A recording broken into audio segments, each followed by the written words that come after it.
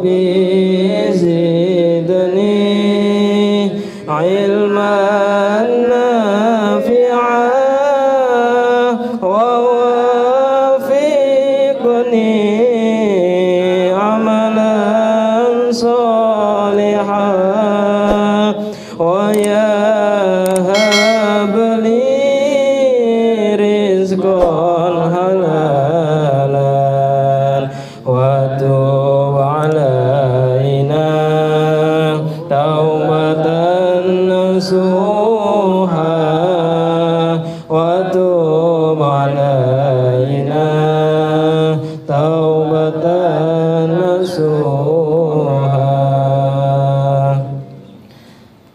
Non medis ada psikis. Kalau yang medis itu seperti halnya panjenengan sakit asam lambung, batuk, pilek, flu dan lain sebagainya itu medis. Kalau non medis itu ada penyakit namanya kalau panjenengan tahu ya, anak sering rewel malam-malam tanpa sebab. Terus panjenengan kalau sakit itu hanya sakit mulai sore sampai malam, paginya sampai siang sehat, sore sampai malam sakit tanpa ada sebab.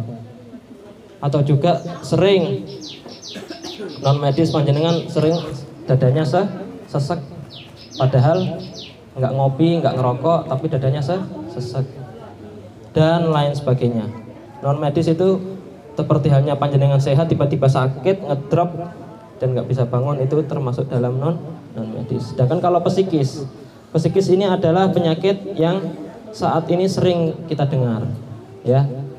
Panjenengan sering tertekan, depresi, ya, suka was-was mau kemana, ragu-ragu, psikis, ya, pokoknya dan lain sebagainya. Itulah salah satu bagian. Lah kalau medisnya sembuh, tapi ada non medisnya, percuma Pak.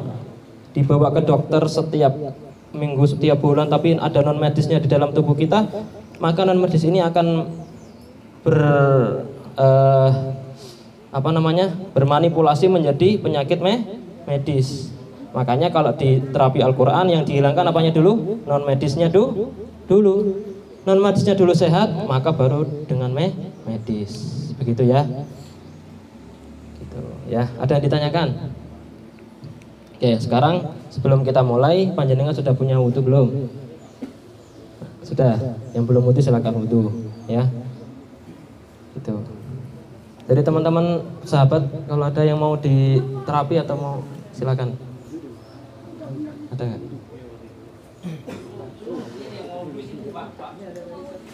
Sebelum kita mulai, kita baca sholawatibul qulub ya. Mudah-mudahan dengan wasilah kita sholawatibul qulub, penyakit kita sembuh atas izin Allah. Amin. Allahumma sholli ala sayyidina Muhammadin tibbil qulubi wa dawaiha wa afiyatil abdani wa shifaiha wa nuril absari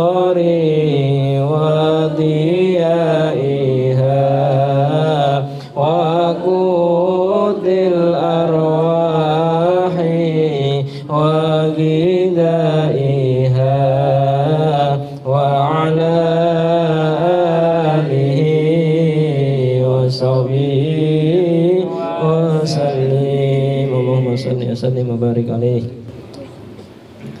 Di Jamiah Ruqyah saja terapi Al-Quran tidak memakai khodam, ya. Perlu diketahui ya, kita murni ayat Al-Quran, sholawat, asmaul husna, zikir-zikir ya. Jadi jangan pernah beranggapan bahwa kita ini menggunakan bantuan jin, tidak.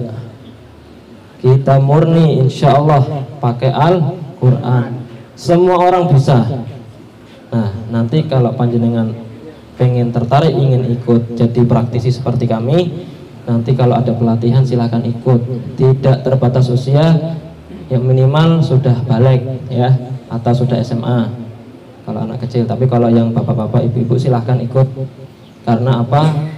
Mudah-mudahan dengan wasilah jamnya Ruqyah saja ini kita bisa termasuk diakui oleh umat Rasulullah SAW. Karena apa? Karena Rasulullah dulu juga terapinya dengan Al-Quran. Apa dulu ada rumah sakit, Pak? Nggak ada. Sekarang aja di Arab rumah sakit apa banyak? Sepi. Di sini yang banyak ya, betul nggak? Padahal kita ini orang Islam, ya. Kita ini orang Islam, tapi terapinya pada dokter, bukan kepada Al-Quran. Malu kita sama Rasulullah SAW, ya. Kita ini orang Islam, kita punya Al-Quran, kita punya sholawat, tapi kok malah tetap kita yakinnya kepada dokter, gitu Pak. Yang nyuruh ke dokter siapa, Pak? Orang zaman dulu, orang Barat, ya. Kita ini punya Al-Quran, terapinya pakai Al-Quran. Yakinlah, tinggal nyambungkan hati sama Allah, pikiran kita nyambung sama hati sama Allah, pasrahkan, niatkan, kita yakin bahwa Al-Quran adalah obat. Metodenya pakai ini aja sudah, Al-Quran, bacakan ayat-ayat, tiupkan ke air, diminum, biarkan airnya bereaksi di dalam tubuh kita. Kalau ada penyakit-penyakit, dia akan menggerogoti, akan membersihkan penyakit-penyakit itu, baru nanti akan keluar, begitu, ya. Maka dari itu mulai sekarang, mulai saat yang ada kecanduan sama obat dokter, mulai sekarang dikurangin, ya. Apapun itu dikurangin. Masa kita yakin sama obat buatan manusia? Kalau Al-Quran buatan siapa? Buatan Allah. Itu firman-firman Allah, kalam-kalam Allah yang dibuat sedemikian rupa dalam bahasa Arab agar kita paham. Itu bukan kalamnya Allah, tapi Allah membuat Al-Quran itu seperti hanya bahasa Arab. Inna nahnu nazzalna dzikra wa inna lahu lahafidun. Dan bahwasannya Al-Quran ini akan dijaga sampai hari kiamat. Kalau ada orang yang memalsukan Al-Quran, ketahuan. Karena apa? Sudah jelas-jelasnya Al-Quran, inna nahnu nazzalna dzikra, sesungguhnya kami yang menurunkan Al-Quran dan juga kamilah yang akan menjaga, ya. Maka mulai saat ini kalau panjenengan sakit, jangan buru-buru ke dokter.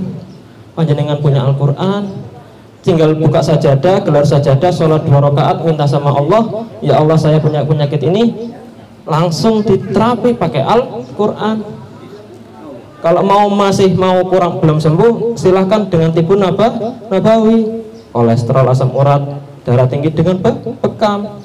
Kalau panjenengan suaranya sering serak, sinus, kalau pagi-pagi sering flu, batuk dan lain sebagainya, di sinus, digurah, ya. Gitu. Kalau panjenengan sering mulai ada rasa pikun dan sebagainya, terapinya membaca Al-Quran. Dilihat itu Al-Quran, bahasa Arabnya, tulisannya, terapinya pakai itu kalau orang pikun itu. Biar nggak pikun, sudah jelas banyak sekali mahasiswa penelitiannya tentang menghilangkan rasa pikun, itu dengan baca Al-Quran, mendengarkan Al-Quran, begitu, ya. Kita sama-sama saling mengingatkan, mumpung kita masih hidup di dunia, sebelum kita meninggal, kita niatkan, kita ini kalau memang mau diakui sebagai umat Rasulullah, kita harus ikut sunnahnya Rasulullah. Betul apa betul? Betul. Jangan mengikuti orang budaya orang Yahudi, sakit pergi ke dokter. Ke dokter itu hanya jalan terakhir, ya. Jalan terakhir. Itu, ya. Makanya di sini kami ini hanya membantu mendoakan, membantu metodenya. Nanti setelah ini pulang dari sini, silahkan nanti ijazahnya kita berikan ijazah bahwasannya ayat-ayat yang bisa untuk obat adalah ayat-ayat seperti ini, ya. Nanti dibaca, ya. Yang pertama adalah Al-Fatihah. Panjenengan Al-Fatihah apa enggak? Hafal. Lah itu ayat-ayat Al-Quran yang sebagai terapi Al-Quran. Hanya saja mungkin nggak tahu, ya. Baca Al-Fatihah, ya baca wae Al-Fatihah. Nggak ada bekasnya. Tapi kalau kita niatkan, kita baca niat Al-Fatihah untuk kesembuhan kita, masuk. Nah, kalau di JRA atau Ruqyah itu adalah yang paling ampuh adalah di sebul. Kalau namanya Ruqyah itu di sebul. Makanya orang kiai zaman dulu kalau mau minta ini di sebul. Betul atau betul? Minta di sebul, ya enggak?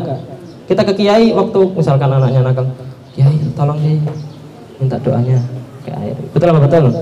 Itu namanya Ruqyah. Tapi karena itu kiai beda dengan kita. Kalau kita, karena kita ini orang awam, banyak dosa, banyak salah, ya kita kurang yakin, ya. Begitu apa begitu, ya. Makanya mulai saat ini ayo kita kembali lagi kepada sunnah Rasulullah, bahwasannya kita ini sakit berobat dengan Quran. Begitu nggih? Siap? Nah, kalau sudah mulai, kita mulai saja pada siang hari ini dengan membacaan suratul Fatihah. Mudah-mudahan mulai saat ini dan seterusnya kita yakin bahwasannya Al-Quran adalah obat, yang bisa menyembuhkan adalah Allah melalui Al-Quran. Maka mulai siang ini dan seterusnya kita meyakini, dan kita mulai saat ini pindah bukan lagi ke dokter tapi percaya kepada Allah dan mukjizatnya Rasulullah SAW ya.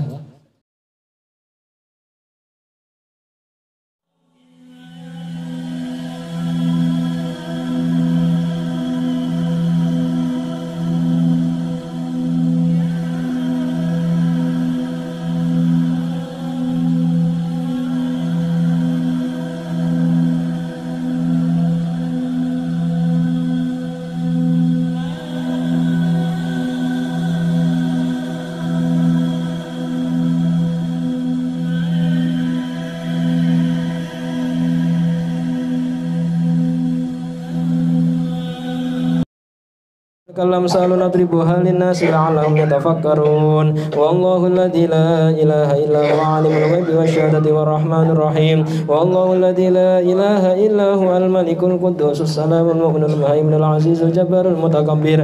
Subhanallahi amma yusyrikun. Wallahul khaliqul bari'ul musawwiru lahul asmaul husna. Yusabbihu lahu ma fis samawati wal ardi wal azizul hakim. Tarik. Bismillahi, Allahu Akbar, buang ke atas. Terus Bismillahi, Allahu Akbar. Terus bacanya keluar dari Allah. Terus Bismillahi, Allahu Akbar. Terus Bismillahi, Allahu Akbar.